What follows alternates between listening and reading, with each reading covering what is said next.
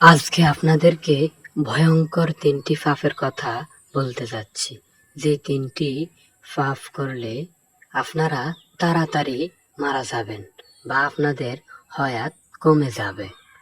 আপনি আমাদেরকে সেই ৩টি পাপের কথা বলুন, যে ৩টি পাপ করলে মানুষ তাড়াতাড়ি মারা যায় বা তাদের হায়াত কমে যায়। যেমন সে ভয়ানক ৩টি পাপের মধ্যে ১ নাম্বার হলো আল্লাহর সাথে কাউকে শরিক করা। ২ নাম্বার, যারা পিতামাতার সাথে খারাপ আচরণ করে বা তাদের সাথে ভালো ব্যবহার করে না, তাদেরকে মূল্যায়ন করে না। ৩ নাম্বার, যারা অন্যায়ভাবে একজন নিরপরাধ ব্যক্তির বিরুদ্ধে মিথ্যা সাক্ষী দেয়।